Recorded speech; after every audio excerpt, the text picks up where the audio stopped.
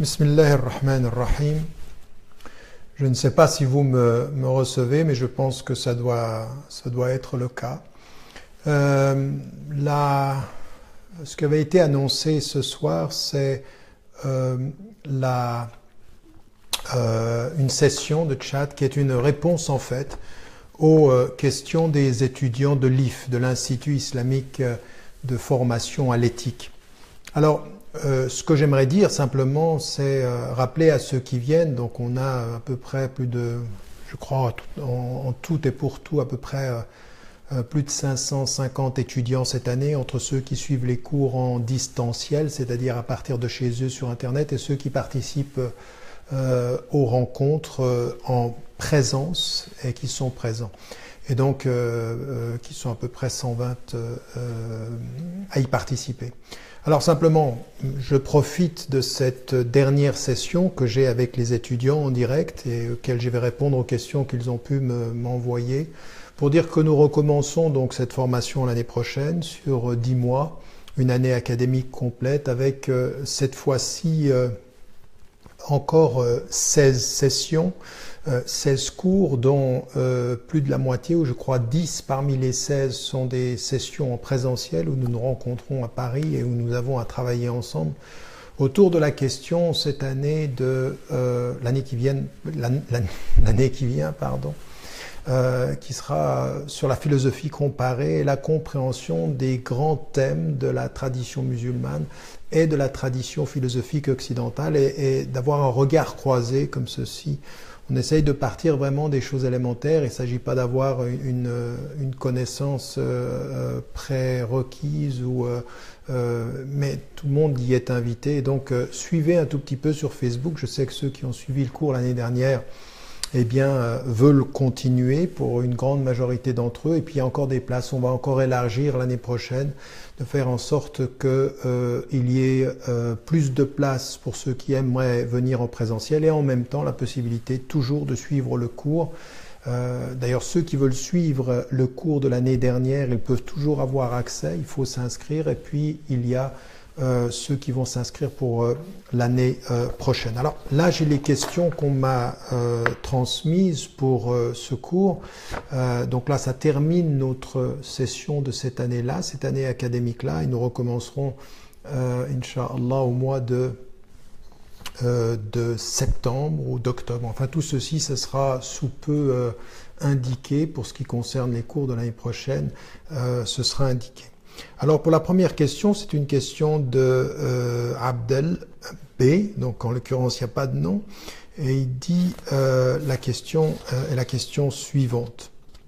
Ah non, la première question c'est une question de Badr qui dit quelle est la différence entre déconstruire et examiner le Coran? Alors ça c'est une bonne question. Il faut que l'on dise, en tant que musulmans, ce que nous pensons, c'est que le Coran est la parole de Dieu. Elle a été révélée en l'état au prophète, alayhi wassalam, et donc c'est une parole qui est une parole divine. Déconstruire, faire comprendre le Coran, ça exige quelque chose de tout à fait particulier. Spirituellement, on lit le Coran, il est atemporel. Mais la compréhension du Coran dans ses règles, dans ses valeurs et dans la structure de son organisation en termes de rituels, en termes de comportement, en termes de morale sociale, demande une connaissance du contexte dans lequel il a été révélé. Donc en l'occurrence là, ça n'est pas de la déconstruction, c'est de la mise en perspective. Pourquoi? Parce que le Coran a été révélé sur 23 années comme des réponses à des situations historiques, à des situations sociales et culturelles. Donc pour pouvoir en comprendre le sens en termes de règles, il faut savoir la valeur du verset par rapport au contexte dans lequel les choses se sont passées. Donc là, c'est un travail d'analyse, de compréhension, et ce n'est pas parce que le Coran est éternel qu'il ne faut pas faire ce travail, c'est au contraire, l'éternité du Coran, ce n'est pas de nier l'histoire, c'est de savoir quel principe on retire entre un texte éternel et l'histoire dans laquelle il s'est révélé. Donc il n'y a pas de compréhension du Coran de ce point de vue-là sans la médiation de l'intelligence humaine, ça je l'ai dit souvent. Et donc il ne s'agit pas de déconstruire, alors par exemple de considérer le Coran comme un livre ordinaire ou de commencer à déconstruire même sa sémantique ou même sa forme au nom d'un regard critique. Le regard critique historique ou l'approche scientifico-historique, c'est quelque chose qu'on connaît depuis longtemps dans l'exégèse musulmane, avec ce principe premier qui fait partie de la aqida, en fait, qui fait partie du credo musulman, c'est que le texte a une origine humaine. Voilà, salam. J'ai pu assister à une conférence de l'auteur d'Amour chrétien, Amour musulman, comparant la notion d'amour dans les deux monothéismes par le dialogue des textes d'Augustin et d'El Razali.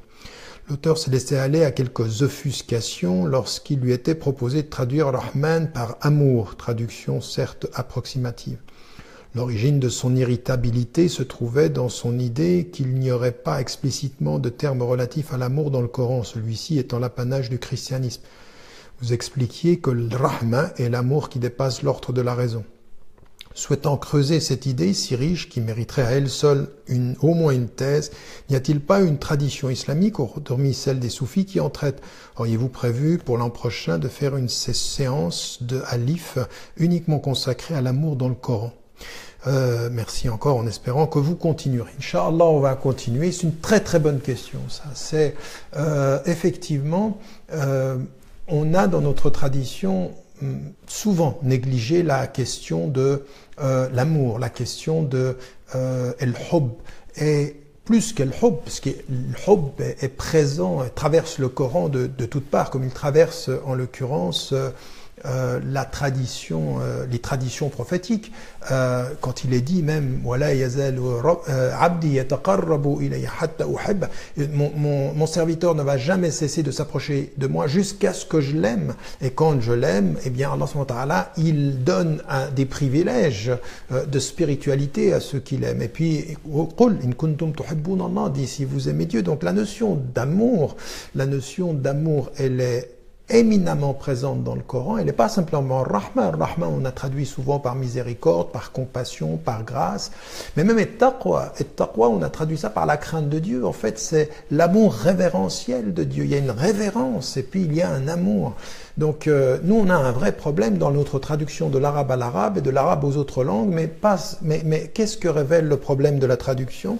Le problème de la traduction, il révèle notre compréhension superficielle des notions islamiques. Dans At-Taqwa, il y a de l'amour. Dans Ar-Rahman, il y a de l'amour.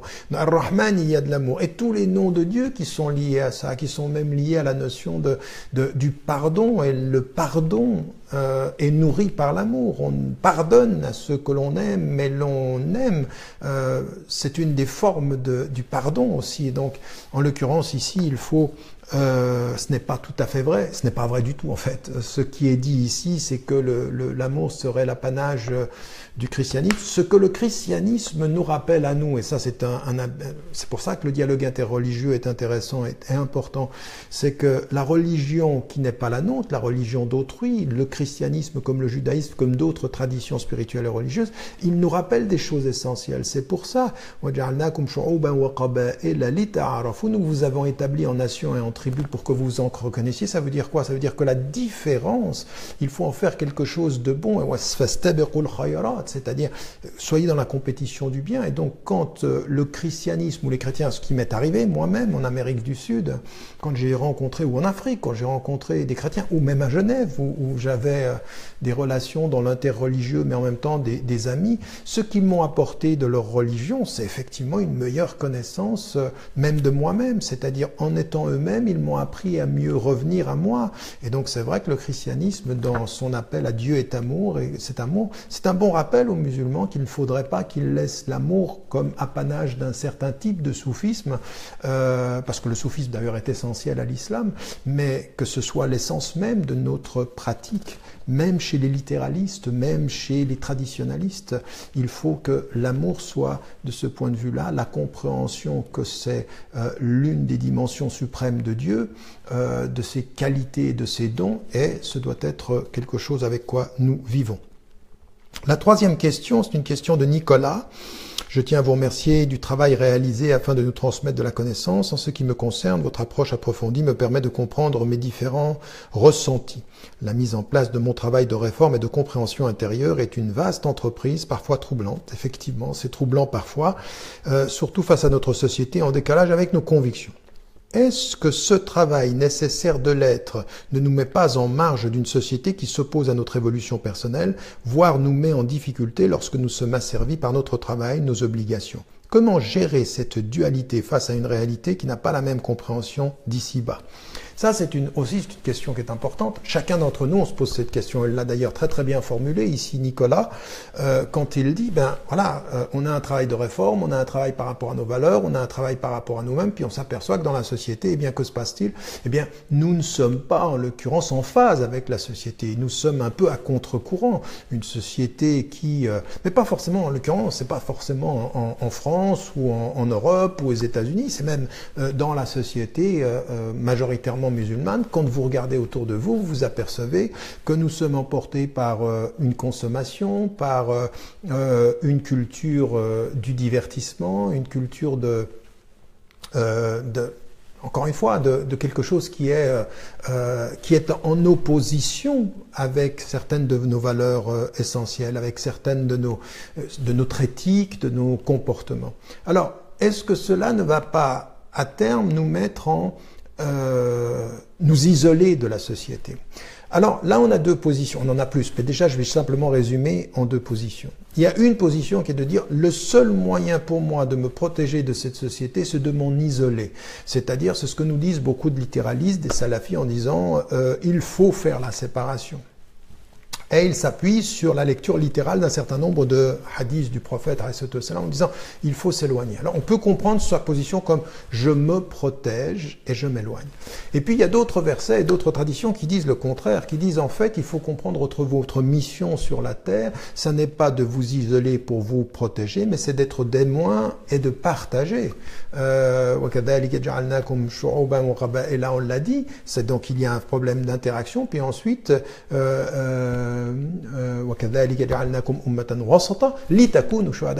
vous êtes une communauté du juste milieu pour que vous soyez témoins. Comment voulez-vous être témoin des gens si vous vous éloignez? Et puis quand il est dit appelez à la voix comme témoin devant Dieu, soyez des témoins devant les gens dans la voie, comment vous allez faire si vous vous isolez? Et donc, oui, il va y avoir une différence, on va se distinguer. Toute la question est de savoir, est-ce qu'on se distingue dans l'isolement ou est-ce qu'on se distingue dans la participation qui met en évidence une éthique de vie, un service des hommes, la défense des valeurs. Donc on doit se distinguer comment ? Par de la générosité, on doit se distinguer comment? Par une défense des opprimés, on doit se distinguer comment? Par une promotion de la justice, on doit se distinguer comment? Par la solidarité, se distinguer par le service et non pas par l'isolement. Donc oui, il y a une différence, mais il faut en faire une différence noble, il faut en faire une différence qui ait une esthétique de la différence. Ça a été dit au prophète dès le départ. وَاصْبِرْ عَلَى مَا يَقُولُونَ وَاهْجُرْهُمْ هَجْرًا جَمِيلًا.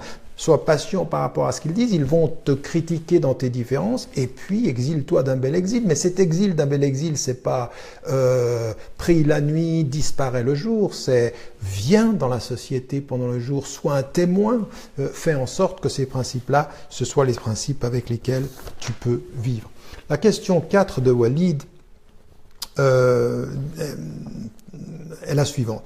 Dans le dernier cours en ligne sur la lumière qu'est Dieu, qui illumine les lumières dont l'une d'entre elles est notre raison, j'ai une question.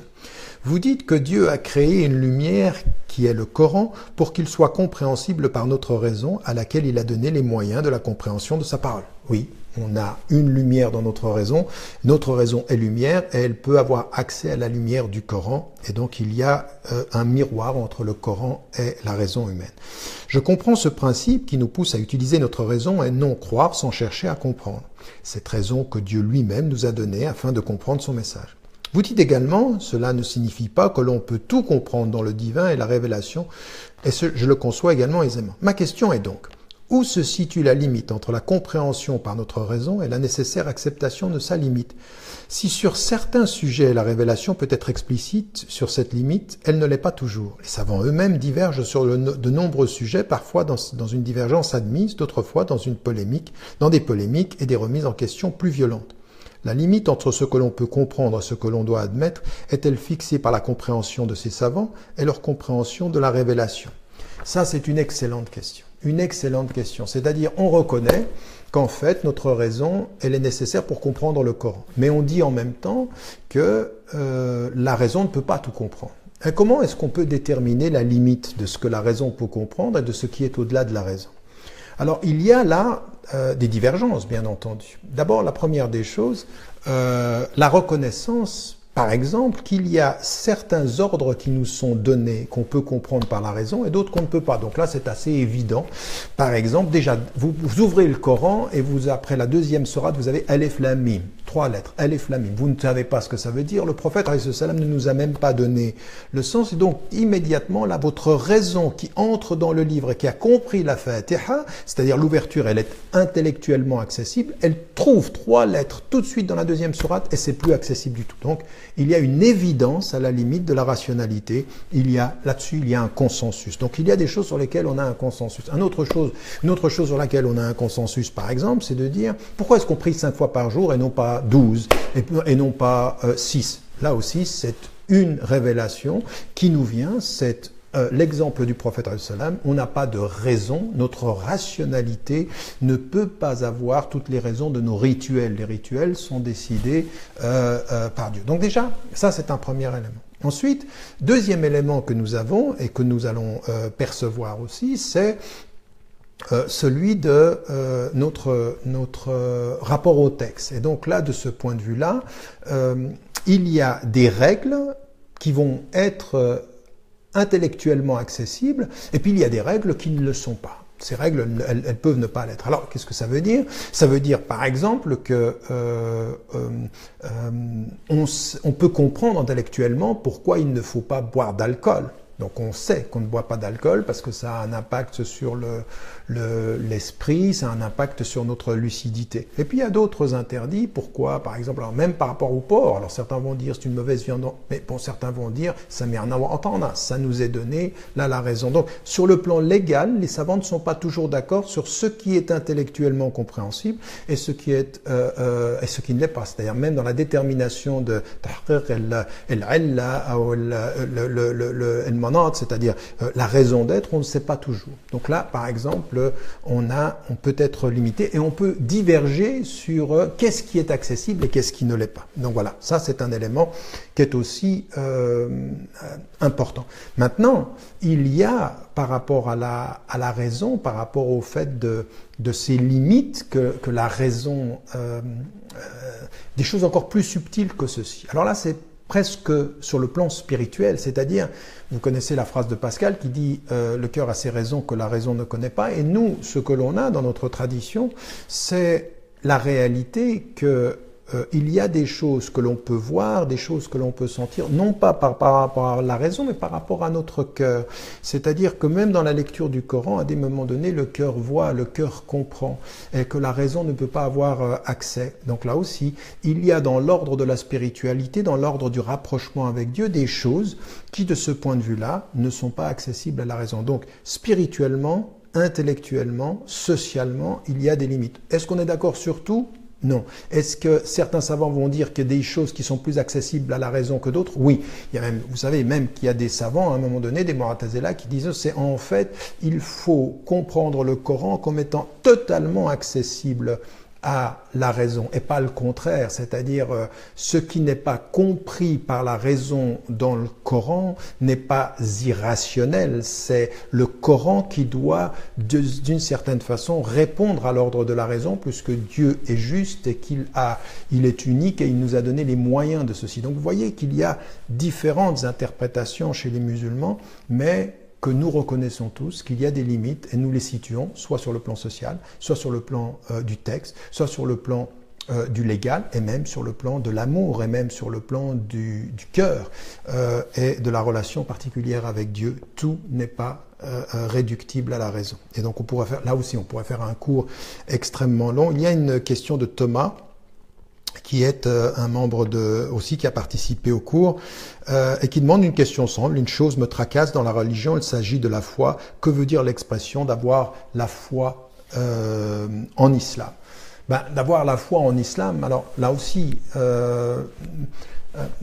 Mohammed Assad, quand il a traduit Ya ayyuhalladhina amanu, il a traduit en anglais, il a dit ceux qui atteignent la foi, ceux qui portent la foi. En l'occurrence, c'est pas la foi qui est la foi en, c'est-à-dire qui s'opposerait croire en par opposition à savoir, mais il y a quelque chose qui est de l'ordre de l'adhésion à quelque chose. D'ailleurs, l'iman en arabe, il y a une notion de aman, un espace de sécurité. En fait, dans la foi, il y a un accès à un espace de sécurité du cœur, d'apaisement du cœur, qui va être retrouvé d'ailleurs quand on est bien avec Dieu, on est dans un espace et dans une réalité de la sécurité. Donc là, en l'occurrence, la foi, ça veut dire ceci, avoir foi en l'islam, c'est-à-dire de reconnaître que dans cette foi en Dieu, en islam, ça veut dire d'avoir accès à cette paix intérieure dans la communication avec Dieu et dans son amour aussi, puisqu'il est dit, encore une fois, là on y vient, walakinna Allah habbaba ilaykumul iman. Dieu vous a fait aimer cet espace de la sécurité. C'est aussi un dépôt qu'il a mis dans notre cœur. Donc vous voyez, de ce point de vue-là, beaucoup de choses qui sont à maintenir, à préserver et à approfondir dans ces questionnements-là. La question 6 de Jalouli sur l'homme à la recherche de sa voie, sur ses lumières. Cela fait maintenant plus de 3 ans que j'essayais de mettre un mot, une explication sur cette lumière, cette impression d'avoir son cœur qui s'ouvre au sens littéral du terme et d'y voir jaillir une lumière intérieure intense, sentir un amour profond intense, sensation que j'ai ressentie durant le Ramadan. Les termes sont difficiles à trouver. Je ne vous ai pas en parler de peur qu'on me prenne pour une illuminée, donc c'est une sœur. D'autant plus que certes, je suis profondément croyante, je suis pratiquante, mais beaucoup moins que certains. Je ne connais que 3 sourates, j'ai appris à faire la prière seule. Aussi, je me pose la question de savoir si je le mérite. Est-ce que vous connaissez beaucoup de personnes qui ont ressenti cette lumière? Est-ce rare ou non? D'autres personnes en dehors de l'islam le ressentent-ils? Merci de votre attention. Donc ici, une question très très importante par rapport à cette lumière qu'on peut ressentir. Alors, on peut connaître 3 sourates du Coran, on peut avoir un parcours qui est totalement nouveau, et puis vivre des expériences personnelles à une autre pareille, c'est-à-dire c'est pas le temps de la pratique, c'est la sincérité du cœur. Et donc, quand c'est là et qu'on le sent, il faut le goûter, et dhawq, comme disent les soufis, est quelque chose qu'il faut expérimenter, et donc il ne faut pas se poser la question de savoir si on le mérite, il faut continuer son cheminement, remercier Dieu de pouvoir le vivre et approfondir ceci dans sa vie. Ça, ce sont des choses qui sont vraiment des expériences personnelles. Alors évidemment, il ne faut pas toujours parler de ce ressenti intérieur, de ces moments qui sont presque, oui, au sens premier, des illuminations au sens noble du terme, où il y a quelque chose qui s'éveille dans le cœur, où on est en relation avec Dieu et quelque chose se passe en nous. Il faut le vivre, il faut pouvoir de ce point de vue-là le vivre. Alors est-ce que ça peut arriver dans d'autres traditions? Oui, bien sûr, il y a des gens qui dans leur tradition ont des moments comme ceci, d'épiphanie. Vous avez des expériences, Kierkegaard, Pascal parle de ceci, et puis Maître Eckhart dans la tradition soufie chrétienne, mystique chrétienne, pardon, dans la tradition soufie. Donc on a de ces expériences-là. Est-ce que nous, on va commencer à juger quelle est la vérité? Non, ce sont des sincérités, ce sont des gens qui vivent des choses qui sont intérieur à partir de ce qu'il croit. Nous, de ce point de vue-là, dans la relation avec Dieu, dans la tradition du monothéisme et du tawhid, eh bien ça existe, c'est important, et il faut pouvoir le vivre, et quand Dieu nous en gratifie, eh bien il faut le remercier, il faut s'en approcher, et puis parfois il faut faire silence, il y a des choses qui ne se disent pas. Il faut toujours faire attention à ceux qui viennent vers vous qui disent moi je suis soufi. En général, un soufi ne dit pas qu'il est soufi, dès que vous avez dit que vous êtes soufi, il y a quand même quelque chose qui ne va pas là de ce point de vue-là. Et donc là c'est une question aussi intéressante. Dans la question 7 de Majda, salam alaikum, j'ai une question par rapport à comment conceptualiser la relation avec l'autre.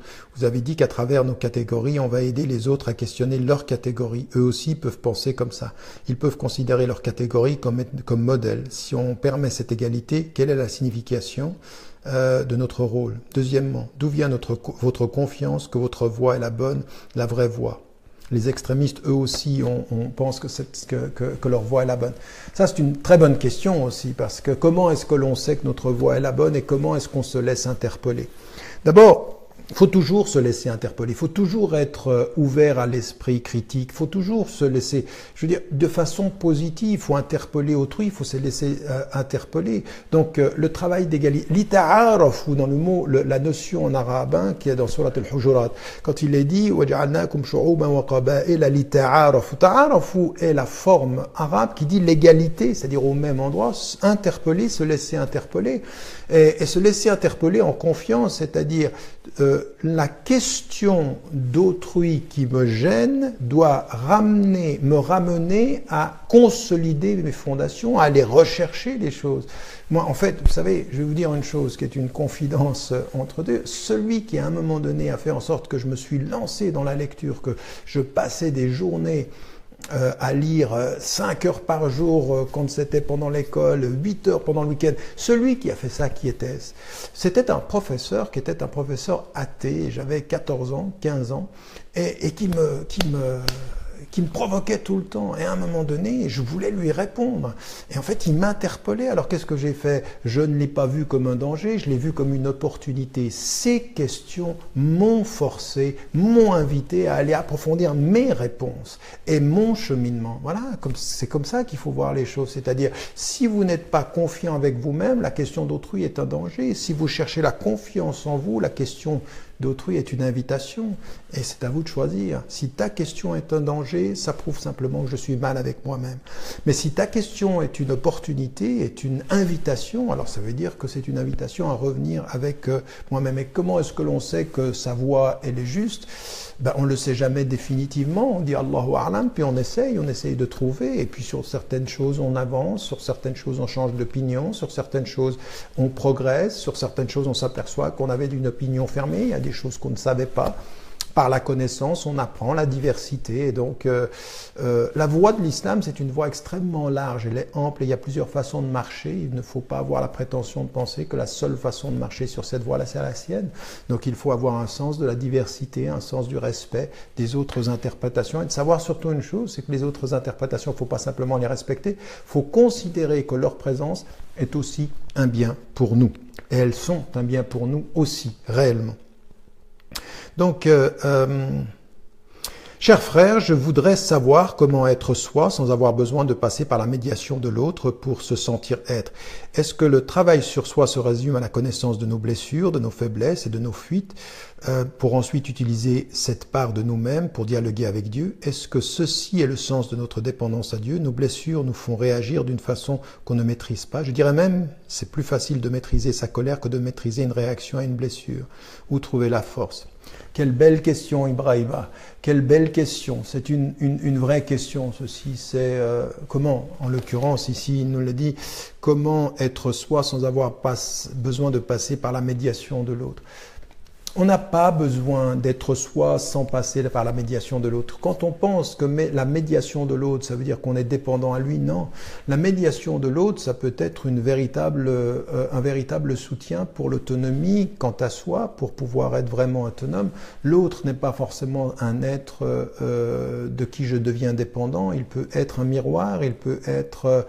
Et souvent, c'est comme ceci. Les croyants sont frères. Ça veut dire quoi? C'est que j'ai besoin de la médiation de l'autre. J'ai besoin de mon frère et de ma sœur dans leurs exigences pour me permettre de grandir, pour me permettre d'évoluer. Donc, la médiation de l'autre n'est pas ma dépendance. La médiation de l'autre, c'est mon amour. C'est aussi ma liberté. C'est étonnant quand même de se dire, c'est paradoxal et c'est tellement vrai que l'autre peut être le meilleur protecteur de ma liberté. Pas parce que j'en deviens dépendant, mais parce qu'il questionne mon agir, parce qu'il questionne mon être, et puis revenir à soi et regarder, parce que ça, ce que dit Ibrahima est beau, et je le remercie pour cette question, c'est vraiment Se dire oui, savoir regarder ses blessures, avoir un sens, une lucidité par rapport à ses blessures, par rapport à son histoire, par rapport à son cheminement, le garder pour soi quand on peut, grandir avec, essayer de le comprendre, essayer de le dépasser, mais le partager avec autrui aussi. Rien ne l'empêche. La médiation de l'autre est aussi une meilleure réconciliation avec soi. C'est ça un frère ou une sœur. C'est ça dire à quelqu'un je t'aime. C'est pas simplement je t'aime puis je te dis rien. Non, c'est si je t'aime, si tu m'aimes, si il y a de l'amour entre nous, c'est qu'il faut pouvoir partager, c'est que je dois pouvoir te livrer mes faiblesses pour que tu m'offres ta force, livrer mes faiblesses pour qu'ensemble nous construisions la force. C'est ça que ça veut dire aussi, c'est important ça, c'est important cette relation que nous devons avoir les uns avec les autres. Et où trouver la force? En soi, avec Dieu bien entendu, il faut beaucoup lui parler, il faut beaucoup se parler, et puis il faut choisir ses amis, il faut choisir ses sœurs, il faut choisir ses frères, il faut avoir le courage de ses fragilités. Voilà, je vais peut-être vous étonner là, mais le courage de ses fragilités, c'est important d'avoir le courage de ses fragilités, de ce partage. Émilie pose la question, pourriez-vous m'éclairer sur les notions de khimar et de hijab dans le Coran que vous avez évoquées brièvement dans le cours? Oui, simplement une chose, on dit souvent hijab qui veut dire voile, mais en fait le Coran il dit bikhumurihin, le vrai mot arabe pour ce qui couvre les cheveux c'est le khimar, c'est pas le hijab. Le hijab c'est un voile, il peut être mis entre deux espaces, il peut être mis entre des êtres, par exemple quand on lit le Coran, Dieu place un voile entre celui qui lit et celui qui voudrait l'attaquer ou qui le nie. Donc il faut simplement, c'était simplement dans le texte, j'essayais de mettre en évidence le fait du vrai mot que l'on doit utiliser. Et d'ailleurs même en français, on ne dit pas le voile, on ne dit pas le voile islamique, c'est un foulard. Le voile, c'est autre chose. Il a aujourd'hui une connotation qui est une connotation fausse et qu'il ne faut pas accepter pour ce qu'elle est. Question de Aya, cours de que j'avais donné, je pense, sur la psychologie et connaissance de l'âme. Question suite au cours psychologie et connaissance de l'âme, approche comparative. L'être a une part d'Allah en lui et de ce fait un être parfait par essence, mais selon son choix, il peut avoir un comportement positif conforme à ce que Dieu veut de lui ou négatif, non conforme.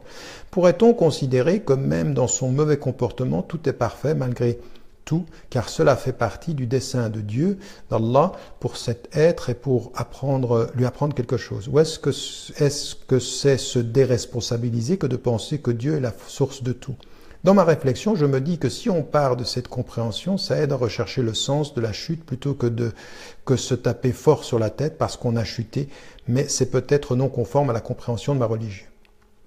Juste une précision, dans ma question, je pars du principe que la personne est dans la conscience qu'elle est tombée en chemin par la grâce de Dieu. Bon, là, il y a de la part de Émilie des considérations qui sont intéressantes et qui sont aussi liées, on le sent, avec la notion de chute, avec la tradition chrétienne, ce qui est compréhensible.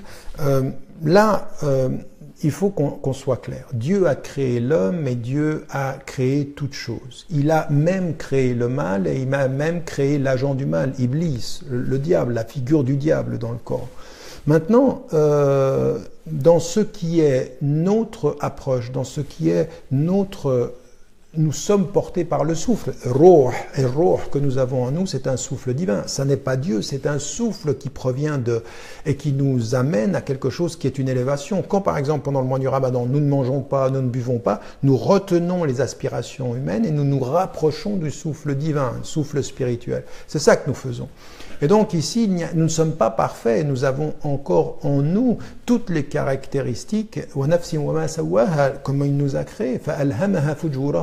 Dieu, il a mis en nous ce souffle de l'élévation et cette attraction vers l'instinct et le désir et tout ceci. Donc nous ne sommes pas parfaits et ce que nous devons comprendre avec notre fragilité, avec nos contradictions, C'est en l'occurrence qu'il faut faire un choix, qu'il faut essayer de s'approcher du bien. Dieu n'est pas responsable de notre chute, c'est nous, mais il est celui qui accompagne par son pardon. Il est plus que juste avec nous, parce que s'il n'était que juste, nous serions perdus. Il est bon, il est Rahman, il est Rahim, il est le Wadoud, il est le Ghaffar, il est le Ghafour, il est tout ceci, il est celui qui pardonne, il est celui qui revient, il est Tawwab, etc. Et donc il nous aide de ce point de vue-là à aller à revenir à lui. Donc c'est bien de nous dont il s'agit ici dans notre compréhension.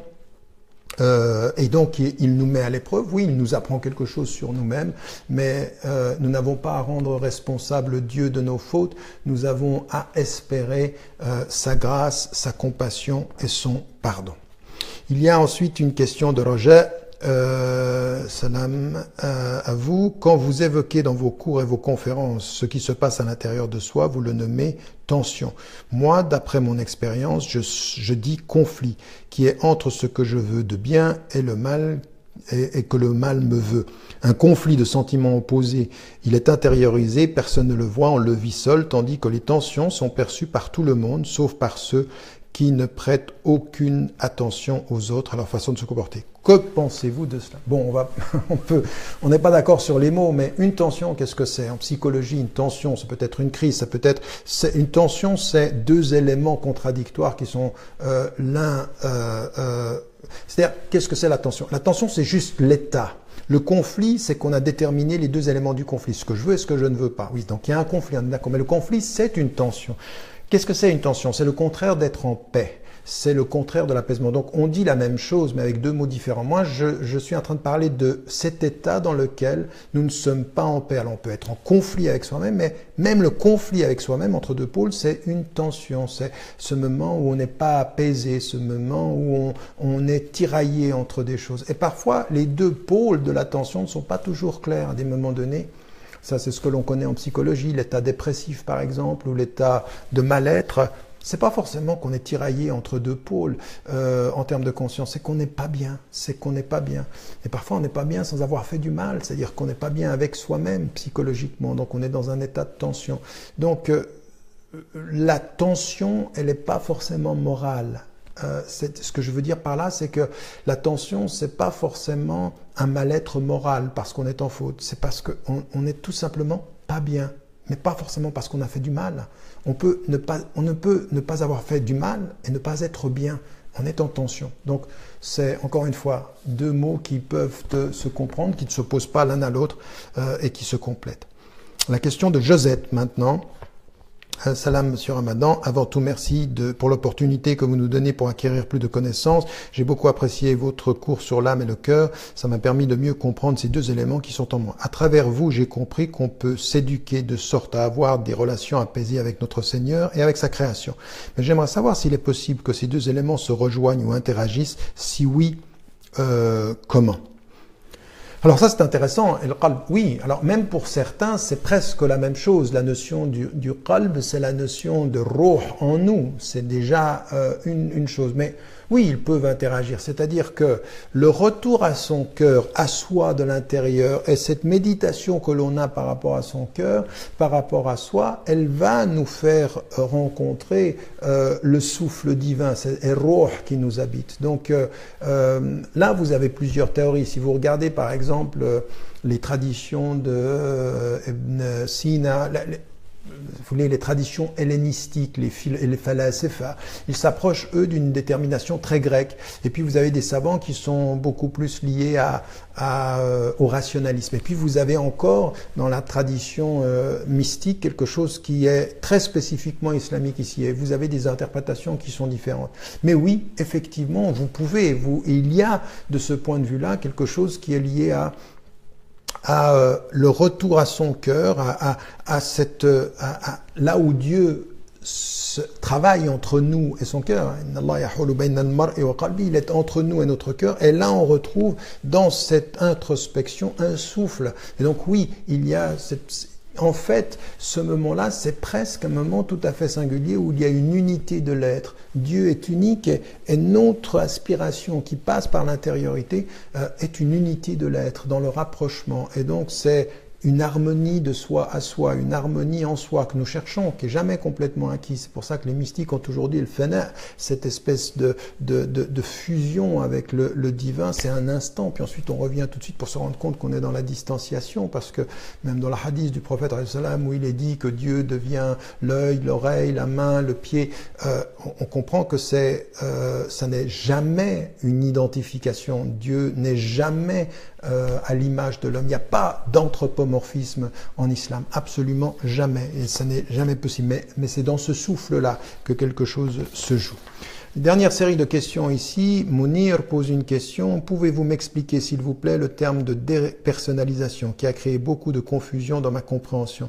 D'un point de vue islamique, ce terme crée beaucoup d'inquiétude en moi, car après avoir cherché de multiples explications, je n'y comprends rien, et cette notion que j'ai entendue depuis longtemps et que j'ai entendue me fait peur. Alors, bon, je ne sais pas de quoi il fait. Moi-même, je ne connais pas la dépersonnalisation. Est-ce que notre frère Mounir fait référence à cette idée qu'à un moment donné, dans l'expérience mystique, l'homme sort de soi et il sort de son être, et il y a cette idée de wahdat al-wujud, c'est-à-dire la fusion avec Dieu dans la tradition mystique, par exemple, de Ibn Arabi, qui a été très contesté par les savants traditionnels et littéralistes parce qu'ils ont compris cette notion de façon panthéistique et refusant la séparation entre l'homme et Dieu. Ce qui n'est pas exactement ce que dit Ibn Arabi par ailleurs.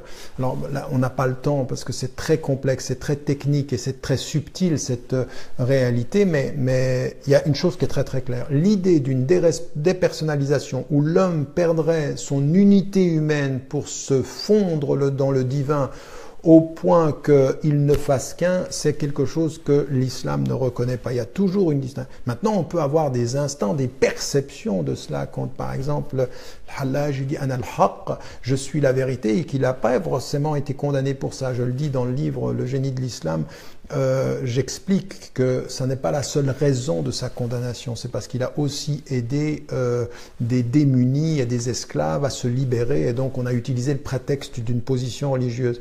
Mais cette idée que l'homme et Dieu peuvent faire un au point de la dépersonnalisation de l'homme qui deviendrait à un moment donné une entité divine, ça n'est pas possible. C'est quelque chose qui s'oppose à la tradition musulmane ou au tawhid fondamental. Alors je ne sais pas s'il s'agit de cela, mais si c'est cela qu'il s'agit, j'espère que ma réponse aura été claire. Une question de Hakima.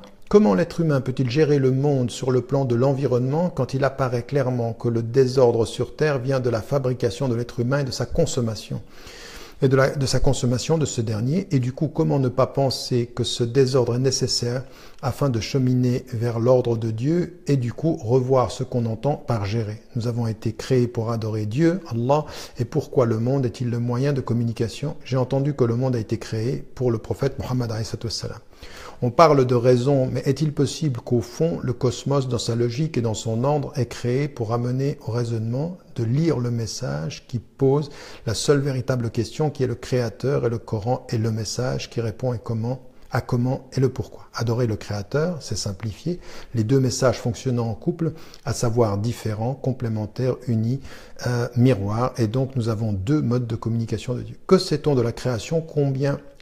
Comment et combien de temps a-t-elle duré? Éclaircissement sur l'évolution et qu'est-ce qu'on doit en comprendre à la lumière des sources de l'islam et des faits scientifiques. Bon, là c'est une longue question, c'est un cours, là il faudrait parler de l'ensemble des choses. Première des choses, c'est que oui, la création, le monde a été créé pour nous, il est créé tel qu'il est, et nous savons que l'homme va répandre le sang et le corrompre par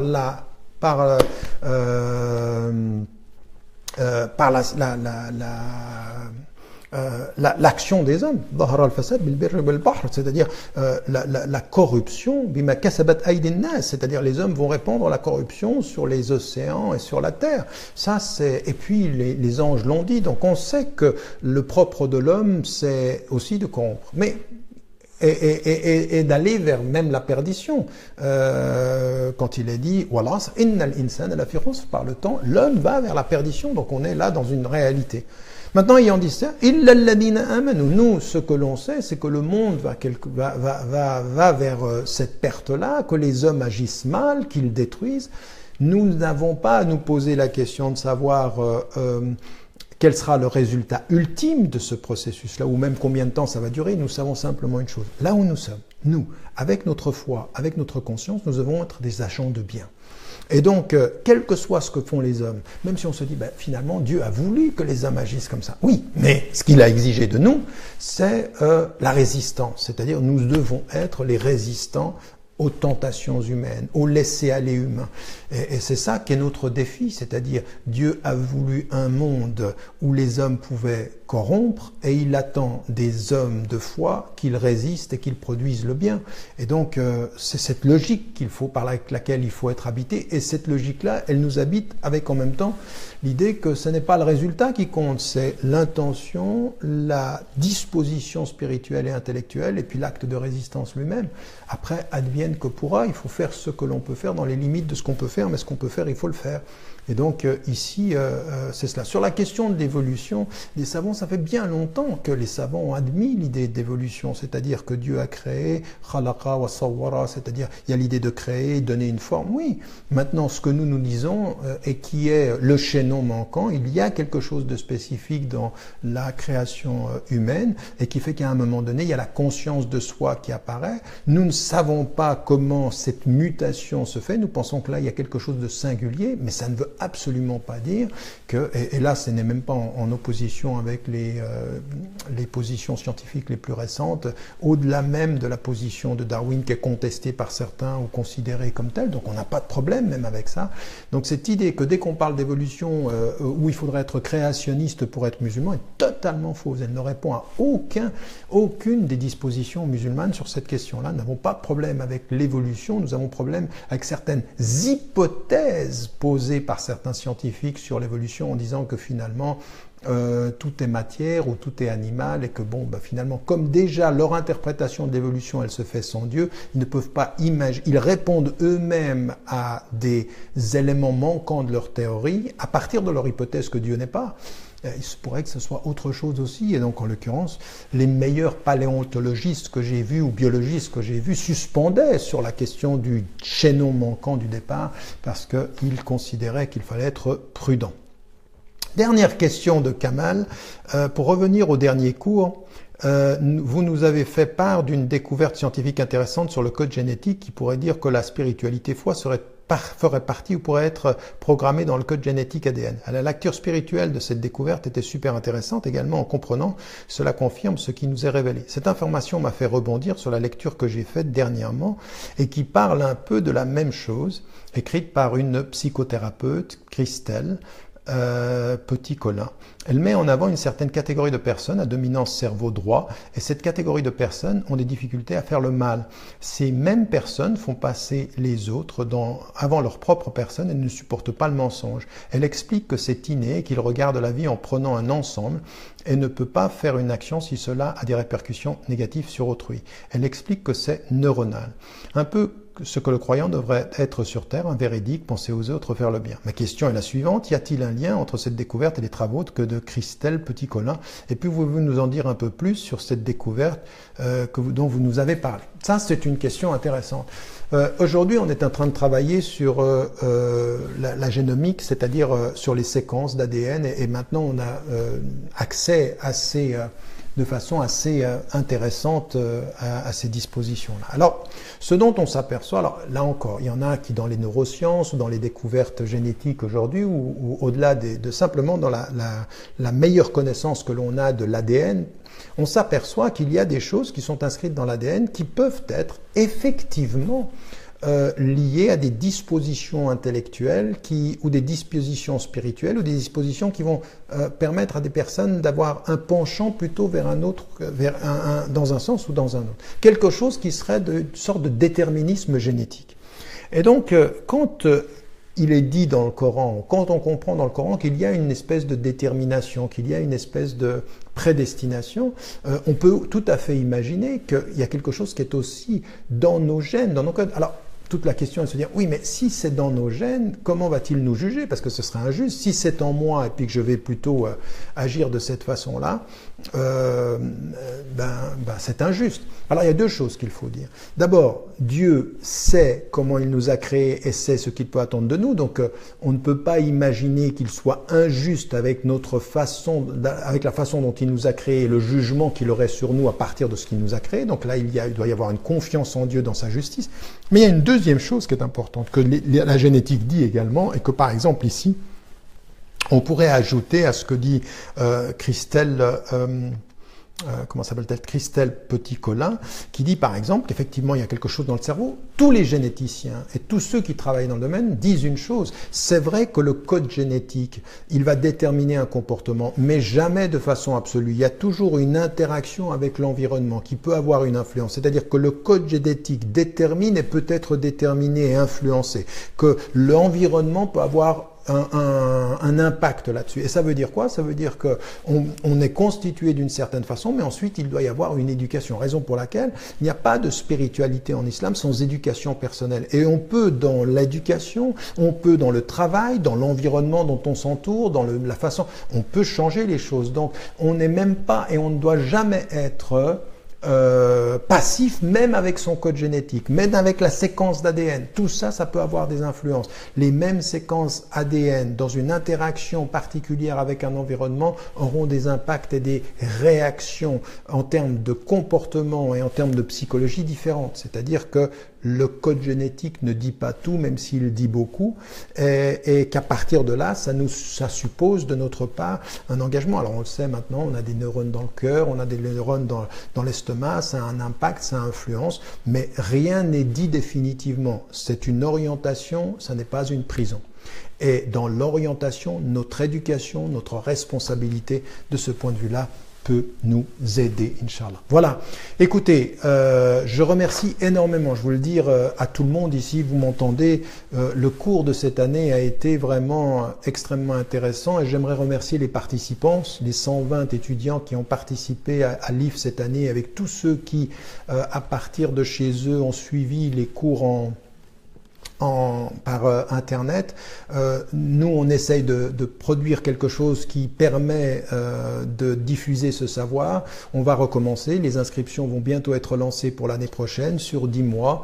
On demande, vous le comprendrez, une participation financière pour plusieurs raisons. C'est-à-dire que on a toujours travaillé. Certains sont extrêmement pénibles avec cette question-là. Ils ne comprennent pas que un travail d'éducation, il faut quand même, il y a des gens qui travaillent, il y a un bureau. Moi, j'ai un bureau qui est autofinancé, que personne ne finance, il faut qu'on puisse le couvrir, ce bureau. Et il faut qu'on puisse couvrir les gens qui travaillent. Et donc il faut, de ce point de vue-là, avoir un tout petit peu de sagesse.